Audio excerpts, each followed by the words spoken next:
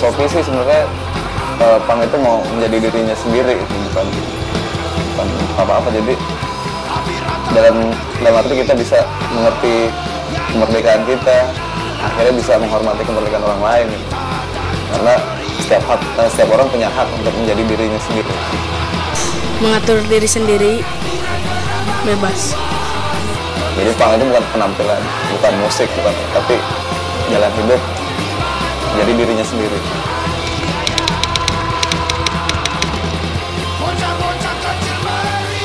Anarkis, iya mereka sangat anarkis menurut saya. Anarkis, setuju. Agak ganggu aja gitu kalau di lampu merah. Ganggunya ya dia tuh pinta-pinta nggak jelas gitu. Punk ini cuma bisanya kritik aja, nggak bisa mencarikan solusi. Ya semua anak punk itu anarkis. Jadi ya paling yang anarkis itu yang karena pada suka mabok kali ya.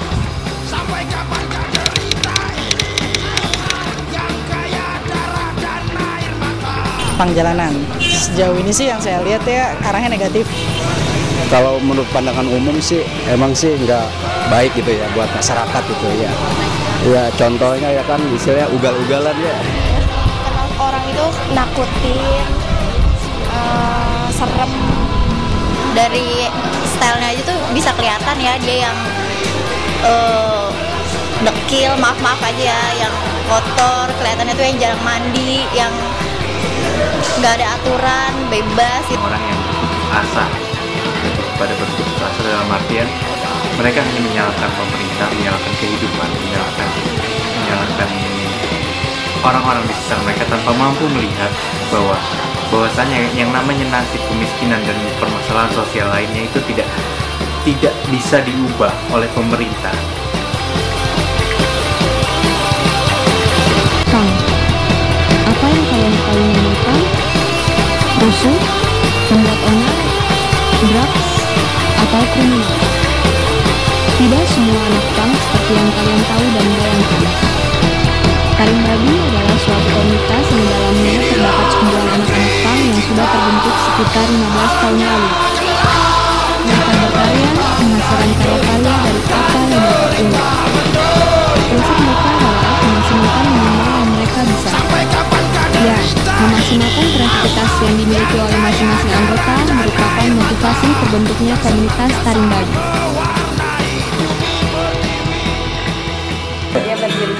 Kalau berdiri sih bareng sama bandnya tahun 1997, kita coba mau jadi melihat lagi permasalahan lokal itu. Artinya pada saat kita mempunyai ruang dengan kebutuhan kita membentuk komunitas, di situ ada waktu, ada ruang, banyak teman-teman datang, kita bisa sharing, diskusi gitu.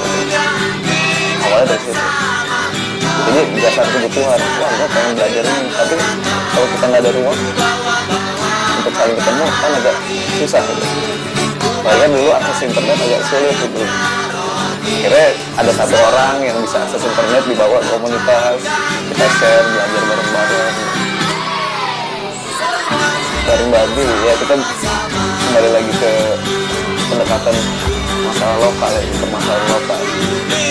Jadi punk itu bukan kita pakai gaya yang di Eropa, kita cuma lebih dekat. Kebetulan Taring Babi kan sering dipakai buat tolak bala ini, buat acara adat lokal di Jawa, di Sumatera, Sulawesi, di Papua. Dan kembali lagi ke filosofi Babi itu sendiri, yang notabene itu sifatnya rakus. Itu sama aja kapitalisme. Sementara dari teman-teman menentang kapitalisme. Dan kembali lagi, sifat kapitalisme itu dimiliki oleh setiap manusia. Bukan perusahaan besar, bukan bos, tapi setiap manusia. Hasrat untuk menguasai, hasrat untuk menjadi yang paling atas. Jadi ini mau menghidupi orang lain.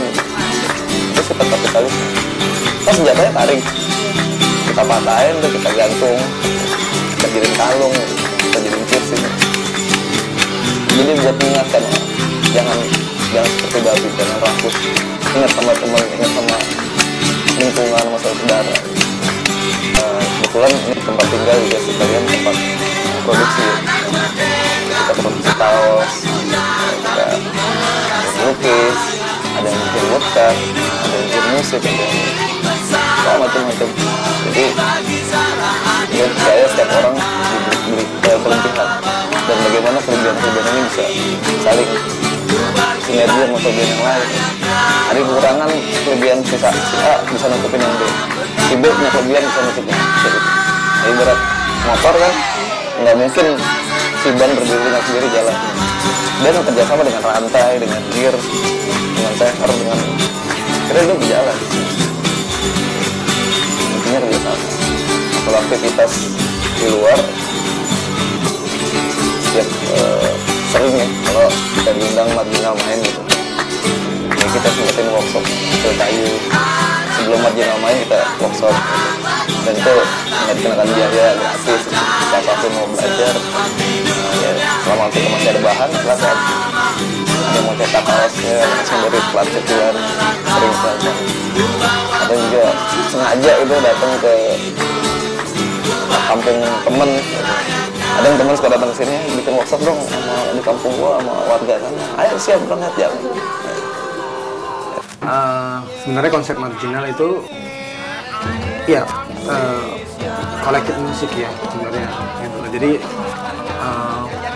dalam hal di sini kita memilih dan menentukan satu karakter musik kita dalam hal di sini membawa arena bermain musik ini adalah sebagai media, sebagai salah satu cara kita menyampaikan pesan unek-unek kita gitu.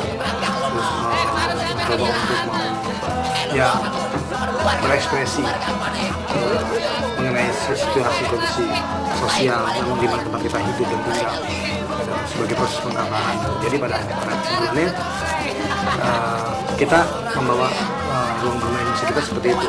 Jadi secara personil itu tidak terbatas gitu. Jadi siapa saja yang memang mau menjadi bagian, yang merasa cocok, yang merasa itu pentingnya juga untuk mau membuat perubahan bersama dalam artian melihat sebagai musik sebagai media penyampaian pengkabaran seperti itu, ya restu bergabung ya.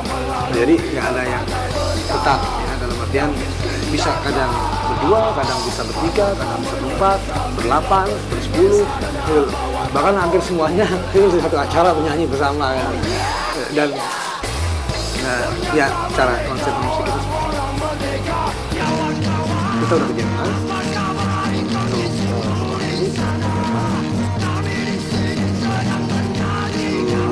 ada main-main kecil di kota Sabah di wilayah Kuala Lumpur atau di Malaysia dan sebagian besar ya di Indonesia paling populer.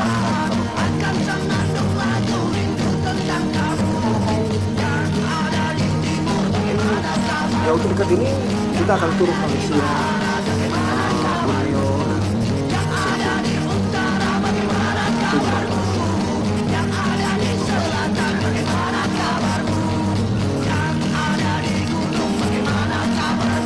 sebulan juga ikut workshop.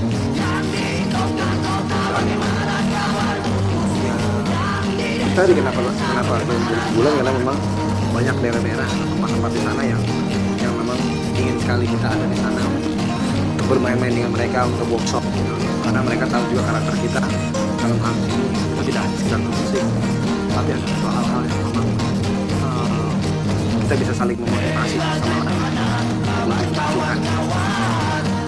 Dan banyak juga yang di Malaysia saudara kita yang bekerja di sana juga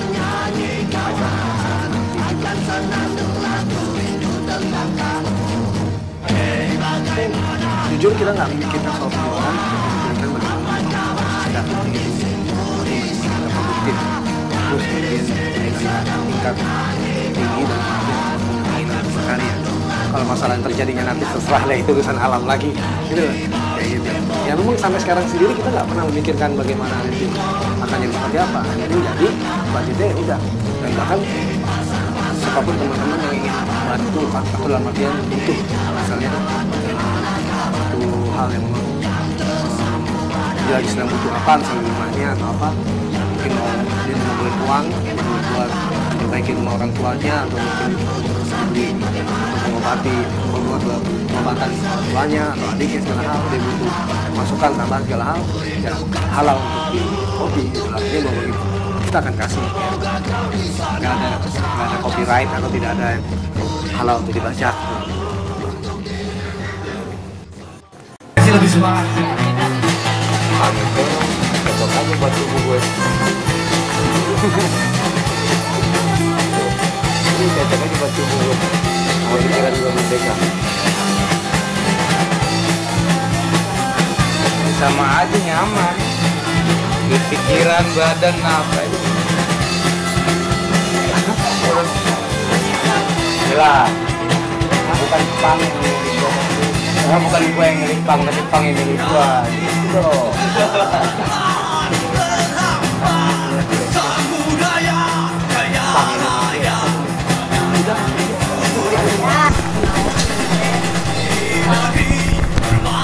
Pang ada kehidupan, kebebasan. Jiwa pang, ada jiwa pang. Saya ingin kebebasan. Ya, setelah mengerti ya ini saya inginnya gini, kan panggil kebebasan. Ya, menurut saya ini jalan hidup yang benar. Dari jiwanya udah pang gitu, jadi keluarnya juga pang. Oke, kakak saya juga pang, jadi saya ikut-ikutan pang. Aku ini anak merdeka, tak tentunya tapi merasa kaya. Seperti dunia milik bersama, untuk dibagi secara adil dan merata.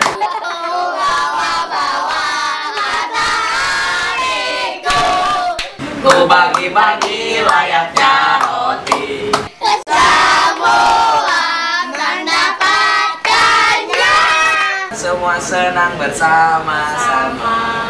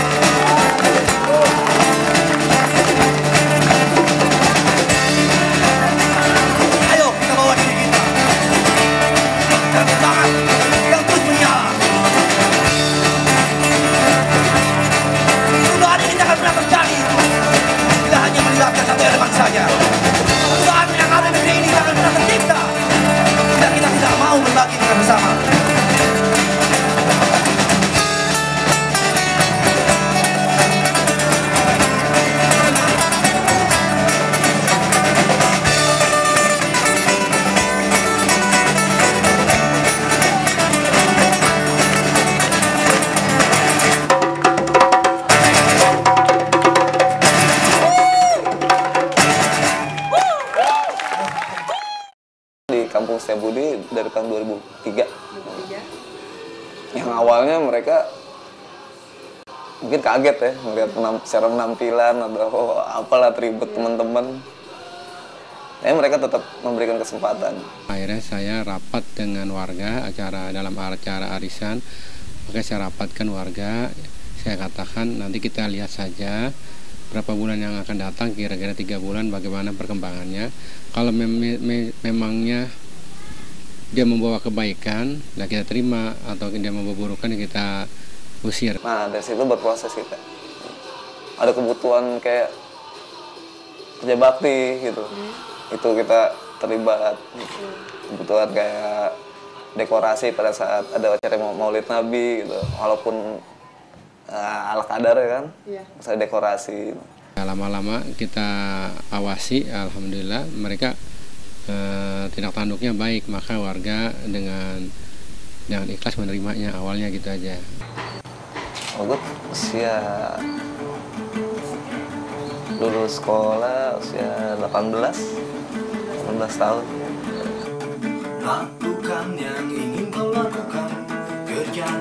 Kalau dulu kan Ogut nggak suka, nggak mau punya penampilan mohak, tato, piercing gitu. Karena kan image masyarakat melihat orang-orang seperti itu pasti kriminal. Tapi secara musik seneng. Dan kebetulan ketemu sama teman-teman di aksi dulu kan ramai tuh tahun 98, ketemu lah. Dia di situ coba mau mengerti punk sebenarnya apaan sih. Yang mau gue tahu cuma sekedar musik gitu. Tapi setelah ada ruang, ada terbentuknya komunitas, di situ gue belajar ternyata punk bukan sekedar musik aja. Dari lirik pun udah sangat kritis terhadap kondisi sosial yang hancur-hancuran, korupsi, gitu, seperti itu. Akhirnya, oke deh, ini menarik banget karena di situ dituntun seorang manusia untuk menjadi dirinya sendiri, jadi be yourself. Ya. Kebetulan orang tua gue tuh sangat terbuka, sangat demokratis. Ya. Pada saat si anak memilih sesuatu, dia pasti akan mempertanyakan. Artinya di situ ada dialog. Pada saat Ogut punya tato, rambut mohak, pakai piercing, mereka mempertanyakan, kenapa? Apa alasannya? Misalnya jawaban yang kurang puas, udah keluar lagi kamu, cari di luar. Akhirnya sampai ketemu titik, walaupun ada kontra juga kan. Itu nggak boleh menurut agama. Nanti saudara bilang apa? Tapi kan di situ dituntut untuk membuktikan, bukan sekedar punya penampilan aneh. Iya. Pada saat Ogut menolak kerja untuk orang lain aja, itu jadi satu tuntutan gimana Ogut bisa bertahan hidup dengan apa yang Ogut bisa sama teman-teman. Pastinya.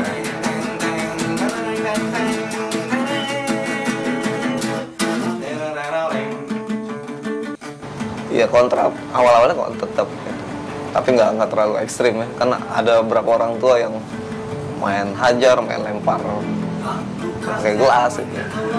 Tetap Ogut menjaga hubungan sama keluarga aja gitu. Artinya pada saat Ogut di luar, ini gue jaga gimana gue bisa pulang tanpa ada masalah gitu. Artinya di luar baik-baik aja dan pada saat pulang emang nggak ada masalah apa-apa gitu. Akhirnya karena sering komunikasi gitu, orang tua juga sering nengok ke komunitas ya kan, sering datang ngobrol, melihat teman-teman ya. Ada yang lagi produksi, ada yang lagi lukis, ada yang nyabut, macam-macam. Akhirnya ya udah lagi satu jangan pernah bohong, mencuri orang lain, menipu. Mau penampilan kayak gini silahkan, itu pilihan.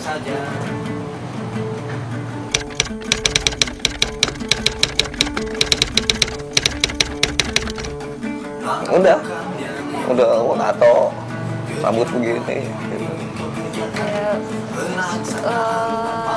serem ya pastinya ya, tapi karena basicnya saya memang berteman dengan teman-teman punk juga, jadi biasa aja sih, karena nggak semua orang yang seperti mereka itu jahat kok.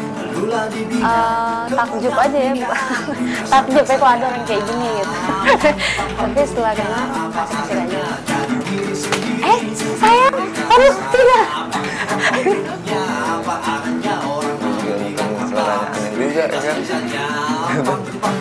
Tapi tetap ada masalah sama keluarga. Pastinya menolak ya, seperti orang tua pada umumnya, pastinya nolak. Tapi setelah diberikan alasan, diberikan pengertian, Bobby kok bisa baik kok, semua lancar-lancar aja. 1 tahun Bobby nggak bisa ketemu, jadi kalau pacaran ketemunya di luar, jajan di luar. Tapi udah jalan setahun baru bisa ketemu dengan orang tua. Itu kembali lagi ya, gue sederhana sih, cuman ada niat baik udah ngapa-ngapain. Oh iya, berkepribadian ganda ya. Maksudnya ketika di luar dia bisa menjadi seperti apa, tapi di rumah dia menjadi ayah yang baik, bertanggung jawab, jadi suami yang baik. Dan di situ ada proses lagi kan, nemuin gimana nemuin keluarga. Karena aku punya kebutuhan juga pada saat nikah nanti bisa merubah mindset di keluarga, itu pun di keluarga istri. Berubah mindset mereka.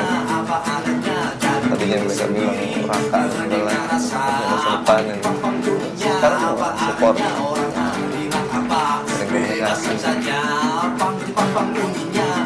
Ada kepuasan sendiri ya. Masih dianggap negatif ya sama masyarakat. Tapi sayang, positifnya merasa beruntung bahwa bisa membuktikan orang seperti ini tuh nggak selamanya jahat gitu. Pada saat kita bisa merubah, kayak contoh di sini tuh suaminya kerja apa sih, nah gitu kan pasti itu apanya tatoan kan, tinggal di sini kok. Tapi tetap ada waktu, ada kesempatan kita ngobrol sama RT itu, nongkrong muda-muda gitu. Dan itu sebenarnya jadi kebutuhan setiap orang yang mengambil pilihan hidup yang berbeda. Ini bukan tapi kan belum tentu kemerdekaan kita bisa membuat orang senang. Kali aja kemerdekaan kita orang harus kan butuh, ada kebutuhan gitu untuk memberikan informasi, ngobrol, dialog. Karena mungkin sebelumnya mereka nggak tahu kita tuh ngapain, belum pernah dapat informasi itu. Aku udah ketemu, udah kenal, oh ternyata selesai tanpa ada fisik, bentrok fisik.